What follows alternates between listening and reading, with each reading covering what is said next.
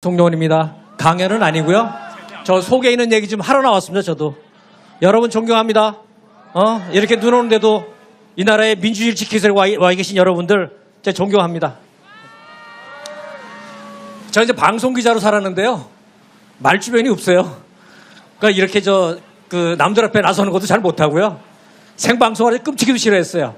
그런데도 오늘은 좀 나와서 얘기를 하고 싶었는데 이 얘기를 하고 싶었습니다. 대한민국이 망한다면 언론 때문일 거다. 이런 얘기 하는 분들이 있어요. 저 동의합니다. 이 나라 망하면 언론 때문일 겁니다. 언론 자유라고 하잖아요. 언론의 자유는 기자를 위한 게 아닙니다. 언론사를 위한 게 아니고요. 시민들을 위한 겁니다. 교과서에 그렇게 써 있어요. 시민들을 위해서 복무하라고 언론 자유가 있는 겁니다. 이 나라의 언론 자유는요. 기자들이 싸워서 쟁취한 게 아니에요.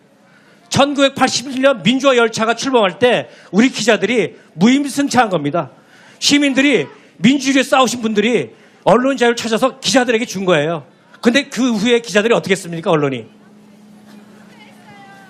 언론의 자유를 오남용했어요. 언론의 자유를 만끽하면서 오남용했습니다. 그래서 나라를 이 꼴로 만들었습니다. 오늘 그 얘기를 좀 하고 싶어서 왔는데요. 자, 여러분. 개인의 무능은 죄가 될까요? 나의 무능은 죄가 될까요? 그렇진 않을 겁니다. 내가 무능하면 피해자는 난데 그걸 어떻게 죄라고 처벌해요? 오히려 무능하거나 좀 낙오될 가능성 있는 사람들은 도와줘야죠. 그게 공동체 사회잖아요. 그런데 무능한 사람이 자리 욕심이 많아요. 자꾸 높은 자리에 올라가려 해요. 그럼 어떻게 되죠? 죄가 됩니다. 그 피해자는 남이 되잖아요. 회사 사장이 무능하면 어떻게 되죠? 결국 그 회사 망할 겁니다. 그럼 누가 피해자가 되죠? 그 회사 다니던 사람들이 직장을 잃잖아요.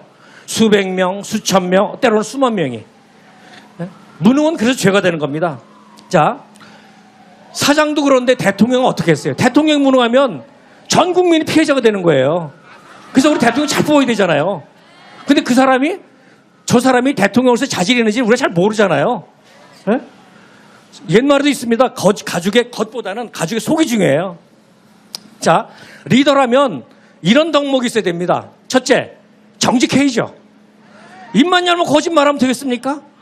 어제 한 말 다르고 오늘 한 말 다르면 내일 한 말이 다를 텐데 지가 무슨 카멜레온처럼 말이죠. 상황에 따라서 때에 따라서 유불리에 따라서 말을 바꾸면 그럼 어떻게 되죠? 예측 가능하지가 않잖아요. 무슨 일이 어떻게 될지 어떻게 합니까? 예측 가능하지 못한 게 요즘 말하는 불확실성입니다. 불확실성에 지금 우리나라가 이렇게 어렵잖아요. 또 하나, 리더가 되면요. 공과 사를 구분할 줄 알아야죠. 자기 아내가 말이죠. 누가 선물 갖다 주니까 이런 걸 또 자꾸 싹 넣고요 말이죠. 그러고는 자기 부하들한테 야, 이런 거 죄 안 되니까 봐줘. 없던 걸로 해. 야, 면접이 줘. 불기소. 이렇게 해버리고 자기 정적 남들한테는 야, 쟤 있잖아. 탈탈 털어갖고 말이야. 무조건 집어넣어. 죽여. 정신을 끌어버려. 이러면 공과 사가 이게 균형이 맞아요? 아니잖아요. 그런 법을 믿을 수 있어요? 그렇게 공과 사를 구분하지 못하면 신뢰할 수 없는 겁니다. 우리가 법치 하는데 신뢰할 수 없잖아요. 권위가 없는 거예요. 나라가 개판되는 겁니다. 그러면. 자, 또 하나. 대통령, 리더는 공감 능력이 있어야 돼요. 네? 많은 사람이 되면 사고로 수해로 아니면 이태원에 사고 나서 많은 분들이 돌아가셨는데 가면 여기서 이렇게 죽었단 말이야? 그게 대통령이에요? 그게 리더 그럼 되겠습니까? 리더는 절제 능력이 있어야 돼요. 화도 참을 수 있어야 됩니다. 야, 이런 걸로 말해서 사는 그렇게 경로하면 누가 어서 일을 하겠습니까? 그거. 네? 자, 우리가 대통령 잘 뽑아야 되는데 그 사람 속을 우리가 모르잖아요. 저 사람 누가 어떻게 알아요? 누군가는 검증을 해줘야 됩니다. 첫 번째 누가 해야 되냐? 그 후보를 배출한 정당이 해야죠. 자, 우리 마트에 가서 물건을 사더라도 거기에 이력이 나와 있습니다. 어디서 나왔고 누가 생산했고 다 써 있지 않습니까? 제조물 책임법이라는 게 있어요. 내가 물건을 샀는데 제품을 샀는데 하자가 있어. 불량품이야. 내가 피해를 받았어. 그러면 그 물건을 제조한 업체가 책임을 져야 됩니다. 그게 제조물 책임법이에요. 자, 이런 정당이 있어요. 대통령을 3번이나 배출했는데 3연속으로 감옥 갔어요. 이명박, 박근혜, 윤석열. 하나는 부정, 비리. 한 사람은 국정농단. 한 사람은 내란까지. 자, 이제 좀 있으면 3연속 감옥행, 2연속 탄핵이 나옵니다. 어? 세계 정당사에 이런 정당 없을 거예요. 자, 우리 가정해 보자고요. 만약에 어떤 기업이 이런 대형 사고를 연달아 치면 어떻게 되겠어요? 망하죠. 신장 망했죠. 시장에 퇴출됐죠. 예? 그런데 우리가 사진 좀 띄워주세요. 전에는 자 이렇게 잘못했습니다. 석고 대제 뭐 쇼든 어쨌든 석고 대제 쇼를 해요. 그 다음 거 보여주세요. 그러니까 요새 유명한 사람이죠. 도와주세요. 머리 위에서 발까지 다 바꾸겠다고. 자 그랬었어요. 그 다음에 또 있어요. 저희가 잘못했습니다 그랬어요. 근데 지금은 3연속 감옥 가는 대통령을 배출하고 2연속 탄핵된 대통령 배출했는데 오히려 지금 더 당당해요. 예? 막 헌재를 뒤집어 엎어버리고 막 그래요. 참 뻔뻔해졌어요. 이거 어떻게 해야죠? 나라의 주인은 우리가 심판해야죠. 네. 자, 검증을 해야 됩니다. 두 번째는 뭐냐면 검증 장치가 있어요. TV 토론입니다. TV 토론을 하면요. 그 사람이 실력, 정치, 경제 뭐 다 실력이 드러나고요. 그 다음에 태도에서 인성이 드러납니다. 자, 제가 중간에 하나 까먹었는데 자, 공부 잘하면 다 잘해요? 서울법대 나오면 다 잘해요? 저는 반에서 1등 한 번도 못 해봤거든요. 전교 1등 하면 다 잘해요? 머리 좋으면 인성도 좋아요? 자, 머리가 좋아서 말이죠. 도덕 점수, 도덕책 달달달달 외워서 도덕 점수 100점 맞았어요. 그거 도덕적인 인간이에요? 자, 어떤 사람이 대통령이 되겠다고 이를테면 리더십 책을 100권을 읽었어요. 그럼 리더십 뿜뿜 저절 막 나와요? 그건 안 되는 겁니다. 자, 다시 돌아가서 TV 토론하면 우리가 그걸 볼 수 있어요. 우리가 직접 눈으로 볼 수 있습니다. 윤석열 후보가 TV 토론에 나와서 이런 걸 했었죠. 왕! 걸렸어요. 그 다음에 어떻게 했습니까? 그 다음 주일에 교회 가서 기자들 앞에서 이런 얘기 했어요. 내 아내는 교회를 열심히 다녀서 구약을 다 외워. 이런 거짓말을 했습니다. 윤석열 씨는 토론을 기피했어요. 토론 안 나가려고 했었어요. 그건 뭐 하려고 그랬단 말이에요. 이런 게 있었습니다. 서울대 경제학부의 어느 교수님이 이재명 후보, 윤석열 후보를 다 초청을 했어요. 와서 특강을 해달라. 그리고 학생들에게는 가장 곤란한 질문을 해라. 가장 어려운 질문을 해라. 그런 학생일수록 점수 잘 주겠다 그랬어요. 이재명은 와서 했어요. 강의도 하고 질의응답도 했어요. 한번 보세요. 인터넷에 있어요. 거기서 뭐 시니어리직 이런 얘기 하더라고. 나도 그때 하여간 근데 윤석열은 안 왔습니다. 안 했어요. 이 사람은 토론 싫어합니다. 왜 그럴까요? 뽀록나니까. 미천이 드러나니까. 이 양반 별명이 저거예요. 59분 대통령. 떠버리잖아요. 입만 열면 혼자 떠들어요. 어? 근데 토론이 기피해. 그럼 뭐 하냐면 예능 프로에 나갑니다. 텔레비전 예능 프로에 나가서 이런 얘기 했었어요. 누가 물어봤을 거예요. 아버님은 어떤 분이었어요?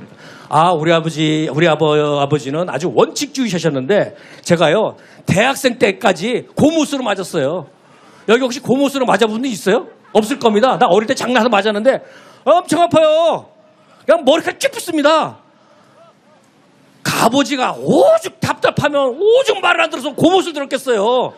얼마나 고집불통이면, 에? 얼마나 청개구리면. 에? 자, 이런 거를 검증을 해줘야 되는데 가장 중요한 검증이 언론입니다. 선거 보도에서 언론 가장 중요한 건 후보적 검증입니다. 저 사람이 대통령이 돼도 공직을 맡아도 국회의원도 될 만한 사람인지를 언론이 검증해야 되는 거예요. 근데 지난 대선에서 우리 언론은 검증을 안 했습니다. 자, 윤석열 후보가 이런 얘기도 했어요. 그래도 전두환이가 정치는 잘했어요. 그랬다가 욕 뒤지가 먹었어요. 그러니까 어떻게 했는 줄 아세요? 그냥 자기가 뭐라고 반성도 안 해요. 사죄도 안 해요.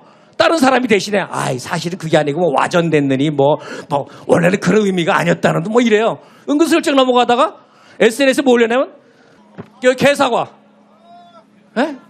여기 인성이 보이잖아요. 그 정도 됐으면 자기가 나와서 자초지종 이러저러해서 그런 말 했는데 이렇게 오해하셨다면 정말 죄송합니다. 다시는 그런 일 안 생기도록 해야 되잖아요. 안 해요. 그걸 개사가 올렸어요. 개사과. 저건 뭐죠? 저 국민을 희롱하는 거예요. 자, 윤석열의 행태를 보자고요. 앞에 뭐 있었죠? 왕, 미신, 주술. 두 번째가 뭐였죠? 고무술 의도만 있어요. 고집불통. 세 번째가 전두환 쿠데타. 보세요. 지금 다 했어, 지금. 현실이 됐어, 그게. 현실이 됐잖아요. 그때 언론이 제대로 검증했더라면, 그래서 이 사람이 대통령이 안 됐다면, 우리가 추운 날 왜 이 고생 하겠어요, 국민들이? 에? 이게 다 언론 때문이라니까. 자, 그 언론이 검증도 해야 되는데 지난 대선에서 그 윤석열은 검증을 한 게 아니라 오히려 영웅 띄워줬습니다. 어떻게 띄워줬느냐? 순댓국집 저 사진 한번 띄워주십시오. 이게 뭐냐면 윤석열 서울지검장 때 흑석동 재래시장에는 어떤 그러니까 순댓국집에 순댓국 먹으러 갔는데 비서실 사람들 왔어요. 그러니까 내 식구들 가면은 따로 안 먹고 같이 먹어요. 외국 사람도 아니고 또 조그마한 식당이고 이게 요걸 찍은 사람이 박근혜 지지 유튜브 하는 사람이에요. 요게 2019년입니다. 요 다음 거에 올려주세요. 여기 잠깐 보이나요? 사실은 욕하는 영상이에요. 네? 윤석열이 저거 우리 박근혜 구속한 의이다라고 욕하는 거예요. 그리고 요게 그러니까 자기들끼리 돌았어요. 그러다가 요 다음 거. 저 때가 이제 뭐냐면 윤석열 씨가 검찰총장 할 때 다 유혹할 때입니다. 정치하라. 대선 출마 막 이럴 때 언론에 뭐 조중동 이런 데서 계속 유혹할 때입니다. 그때 나간 기사가 이거예요. 아니 욕하는 영상이 저렇게 바뀌었어. 운전기사와 그 같이 저 순댓국 먹는 서민적 풍모의 윤석열. 그게 화제래. 욕 먹는 게 화제. 싹 빼고 순댓국 운전기사 순댓국 먹는 요거만 싹 골라서 서민적 풍모로 포장을 하는 거예요. 그래서 어디까지 갔냐면 역대급 리더래. 에? 역대급 리더래요. 언론이 이렇게 포장을 해줬습니다. 자, 조선일보의 칼럼 쓰는 그 옛날 전에 주필했던 김대중 씨라고 있어요. 이분이 이렇게 썼습니다. 자기 칼럼에서 윤석열은 준비된 대통령 지명생이 아니다. 대중적 리더십도 없다. 대통령의 자질과 능력이 있는지 검증도 안 됐다. 그릇 크기도 불안하다. 말 실수도 많고 가족 문제도 있고. 그 문제가 많은 사람이잖아요. 대통령 되면 안 되잖아. 근데 근데 우리 발상을 전환하자. 단점이 장점이다. 이게 말이 돼요? 때 묻지 않았대. 그게 다 때 묻은 거잖아, 이게 다. 하자투성인데. 이런 식으로 우리를 홀렸습니다. 자, 윤석열은 카 받쳐주고 쉴드 한다 그러죠. 예? 단점은 막아주고 미워하고 이재명 쪽은 어떻게 했죠? 계속 혐오, 비호감. 심지어는 아니 윤석열도 비호감이에요. 그럼 이렇게 해요. 둘 다 비호감인데 이재명이 더 비호감. 더. 이런 식으로 세뇌시켰습니다. 보수 진영에 있는 사람들에게 이재명 욕해요. 왜 싫은데? 그러니까 그냥 싫어. 그런 식으로 됐습니다. 자, 이런 혐오 프레임으로 희생된 분들이 있어요. 손혜원 아시죠? 손혜원. 좋은 일 하신 분인데 무슨 부동산 쪽에서 조국 가족은 얘기 안 하도 할 것이고. 윤미향 어떻게 보냈냐면은 반일 감정 자극해서 비즈니스 돈벌이 한다고 그래 날려버렸습니다. 그 혐오 프레임 계속 씌우고 있어요. 요것만 얘기할게요. 언론에 속지 마십시오. 요즘 양비론 얘기하죠. 이거 양비론 겁니다. 12.3 계엄도 잘못됐지만 민주당도 야당도 잘못했다. 이게 양비론이거든요. 자, 양비론. 그래서 나도 잘못했지만 너도 잘못했잖아. 내 잘못 크지만 네 잘못도 있잖아. 이럴 때 방점을 어디 지키죠? 너한테 찍힌 겁니다. 너 때문이라는 거예요. 이게 양비론입니다. 기계적 중립이라고 그러잖아요. 5대5. 논쟁적인 사안에서는 양쪽 의견을 똑같이 균형되게 들어주는 게 맞아요. 그런데 이게 거의 백대빵이잖아요. 내란범이에요. 이게 무슨 기회 중립입니까? 반바식 선거는 본질이 드러나지 않게 하는 거예요. 흙탕물 만들면 어떻게 되죠? 안 보이잖아요. 누가 범인인지 안 보이잖아요. 그런 겁니다. 예? 그런 거 속지 마시고요. 그 본날 전도하는 거, 그래도 대통령인데 꼭 체포해야 되겠어. 꼭 끌고 나와야 되겠어. 아니, 그게 아니라 그럼 진작에 수사에 응했으면 될 거 아니야. 예? 쥐 잘못은 얘기하는 거 말이죠. 보고 싶으면 다 끄집어서 그게 전부인 것처럼 얘기해요. 본날 전도, 억지 논리, 견강부회 이런 거 있습니다. 그 서부지원법원에 그 윤석열 지지자들이 가서 난동을 일으켜서 폭동 일으켰지 않습니까? 그건 잘못이에요. 근데 법원도 잘못이 있다. 법원에 신뢰가 없어서 그렇다. 이거는 억지 논리입니다, 이거는. 그리고 그런 식으로 하면은 폭동을 조장하는 거예요. 선동하는 거라고요. 자, 여기에 속지 마시고요. 언론의 자유는 기자를 위해서 있는 게 아닙니다. 언론사 사주를 위해서 있는 게 아닙니다. 시민들을 위해서 있는 겁니다. 언론은 시민들을 위해서 복무해야 됩니다. 시민들을 위해 복무하지 않은 언론은 퇴출시켜야 됩니다. 징벌적 배상도 소비해야 되고요. 지금은 인터넷일보 온갖 정보가 나오잖아요. 그저 가짜도 많아요. 언론의 자유보다 더 중요한 게 지금은 언론의 책임입니다. 책임지지 않는 언론은 퇴출시켜야 됩니다. 누가? 우리가 시민의 힘으로. 네. 고맙습니다. 송영은 기자님께 다시 한번 박수 부탁드리겠습니다.